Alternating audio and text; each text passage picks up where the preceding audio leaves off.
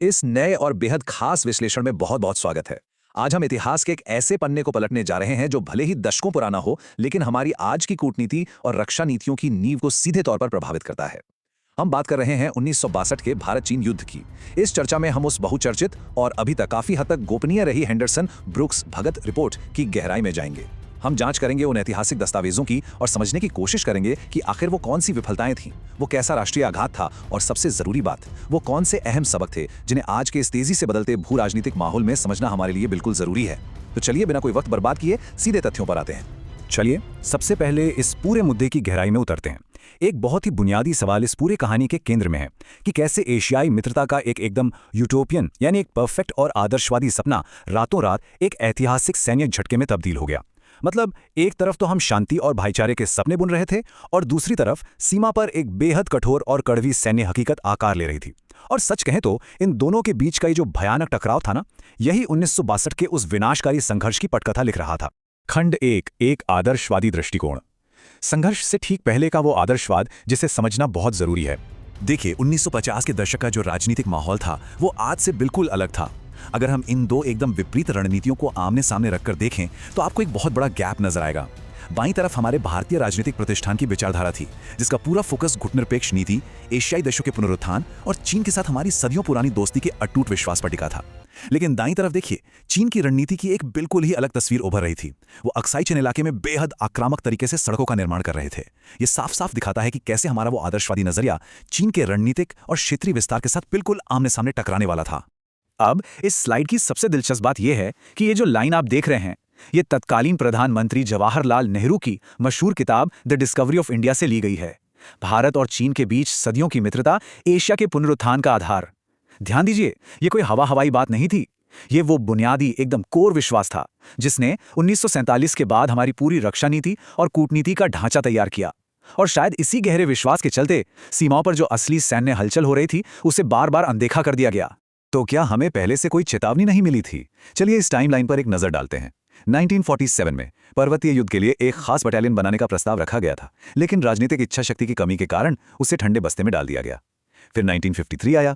हिम्मत सिंह जी समिति ने साफ साफ सुझाव दिया कि सीमाओं को सुरक्षित करने के लिए असम राइफल्स का विस्तार किया जाए, लेकिन इसे भी नजरअंदाज कर दिया गया।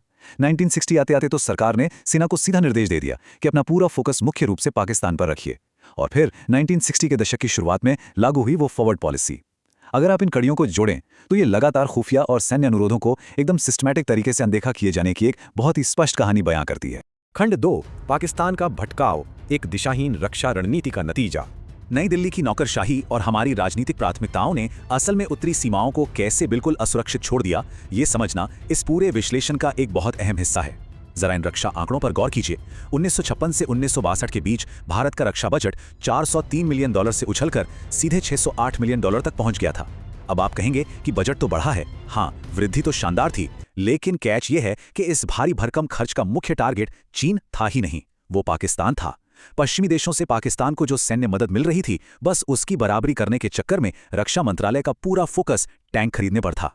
हिमालय की उन जमा देने वाली बर्फीली चोटियों के लिए जो असल उपकरण चाहिए थे, उन पर तो किसी का ध्यान ही नहीं गया।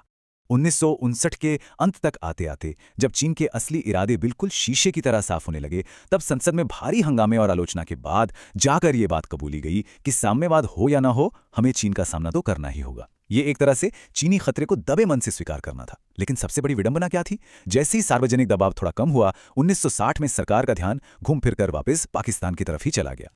और फिर जब चीन के मोर्चे पर लगा कि समय बिल्कुल हाथ से फिसलता जा रहा है, तब जाकर भारत ने वो फॉरवर्ड पॉलिसी अपनाई। इस नीति का सीधा सा मतलब था विवादित सीमा क्षेत्रों में अपनी चौकियां बनाना और गश्त बढ़ाना। लेकिन सच कहूं तो बिना किसी ठोस सैन्य तैयारी के उठाया गया ये एक बेहद विवादास्पद और अंततः विनाशकारी रणनीतिक कदम साबित हुआ। इसी कदम ने दोनों देशों के आपसी संबंधों में भूचाल ला दिया और अंततः यही चीनी आक्रमण का एक तात्कालिक कारण भी बना। चलिए अब इन फाइलों और नीतियों से बाहर निकलते हैं और मोर्चे की असल सच्चाई देखते हैं। खंड 3, एक अप्रस्तुत सेना, फ्रंटलाइन की जमीनी हकीकत। हिमालय के मोर्चे पर हमारे सैनिकों की जो स्थिति थी ना, उसे बयां करना भी मुश्किल है। हालत बेहद गंभीर थी। सीमा पर जो 9 आर्मी डिवीजन तैनात थीं, वो अपनी पूरी क्षमता में थी ही नहीं। उनके पास फील्ड आर्टिलरी यानी तोपखाने की भारी कमी थी। आधुनिक हथियारों और उपकरणों का तो दूर दूर तक नामो निशान नहीं था। और सबसे तकलीफदेह बात जानते हैं क्या है? उन जमा देने वाली दुर्गम बर्फीली पहाड़ियों पर जो हमारे सैनिक डटे थे, उनके पास सर्दियों के पर्याप्त कपड़े और ढंग के जूते तक नहीं थे। पीपल्स लिबरेशन आर्मी के एक फुल स्केल अटैक के सामने इन बुनियादी चीजों की कमी ने हमारे भारतीय सैनिकों को सच में एक बिल्कुल असंभव और दर्दनाक स्थिति में लाके खड़ा कर दिया था। इस पूरे युद्ध के बाद जो जांच हुई उसका निष्कर्ष बिल्कुल स्पष्ट है। हेंडरसन ब्रूक्स भगत रिपोर्ट इस पूरी विफलता का सीधा सीधा दोष सैन्य नेतृत्व और हमारे खुफिया तंत्र की खामियों पर मढ़ती है। ये रिपोर्ट कोई राजनीतिक बयानबाजी नहीं है, बल्कि उस समय के व्यवस्थित और संस्थागत ब्रेकडाउन का एक बिल्कुल तटस्थ आईना दिखाने वाला दस्तावेज है। चलिए आगे बढ़ते हैं और देखते हैं कि ये सब कैसे जुड़ता है। खंड 4 राष्ट्रीय आघात 1962 युद्ध के बाद का मंजर। नवंबर 1962 चीनी पीपल्स लिबरेशन आर्मी ने अचानक एक तरफा युद्ध विराम की घोषणा कर दी। सरहदों पर गोलियों की आवाज तो मान लीजिए एकदम से शांत हो गई, लेकिन इस हार ने पूरे देश के मानस पटल पर जो गहरा मनोवैज्ञानिक आघात किया था ना, उसकी गूंज तो बस अभी शुरू ही हुई थी। इस भयानक झटके ने देश के लिए एक बहुत बड़े रियलिटी चेक का काम किया। इसके ठीक बाद भारत की रक्षा नीति में एकदम से भारी भरकम बदलाव किए गए। सबसे पहला और मुश्किल कदम था उस गहरे राष्ट्रीय सदमे से उभरना और सच्चाई का सामना करना। दूसरा काम था सैन्य उपकरणों और हथियारों के आधुनिकीकरण पर बहुत तेजी से काम करना। और तीसरा, सीमाओं की सुरक्षा को तुरंत बिना किसी देरी के मजबूत करना। इस हार ने एक बहुत कड़वा लेकिन जरूरी सबक सिखाया कि सिर्फ कागजी कूटनीति के भरोसे आप अपनी सरहदें सुरक्षित नहीं रख सकते। हमारा अंतिम खंड आज के लिए वो स्थायी सबक जो हमें याद रखने हैं और वास्तविक नियंत्रण रेखा की आज की स्थिति। देखिए, 1962 की उन पुरानी विफलताओं का सीधा सीधा कनेक्शन आज की हमारी भू राजनीतिक चुनौतियों से है। इसलिए जरा इस आंकड़े को ध्यान से सुनिए, $132 बिलियन। जी हाँ, ये चीन का वो रक्षा बजट है जिसे हाल ही में बढ़ाया गया था जब ये स्रोत दस्तावेज सामने आया। ये आंकड़ा चीन के उस पैराबोलम माइंडसेट को दिखाता है, मतलब एक ऐसा देश जो हर वक्त लगातार युद्ध के लिए खुद को तैयार रख रहा है। ये हमारी आज की सैन्य वास्तविकता का एक बहुत बड़ा, बहुत ही गंभीर इंडिकेटर है। और ये इस बात को बहुत ही बेहतरीन तरीके से दर्शाता है कि अतीत की कुछ कमियां आज भी हमारे सिस्टम में कहीं ना कहीं मौजूद हैं। हमारी नीतियों को बनाने वाले प्रतिष्ठानों के बीच जो ऐतिहासिक तालमेल की कमी थी, उसका असर आप आज भी साफ देख सकते हैं। एक तरफ हमारा रक्षा मंत्रालय है जो चीन को लेकर बिल्कुल सख्त और यथार्थवादी रुख अपनाता है, लेकिन दूसरी तरफ विदेश मंत्रालय जो अक्सर चीनी खतरे को कम आंकने की कोशिश करता है, बिल्कुल वैसे ही जैसे पिछले कुछ सालों में हमने देवसांग जैसी घटनाओं के दौरान देखा। अगर हमें एक मजबूत रणनीति चाहिए तो इस अंदरूनी गैप को भरना ही होगा।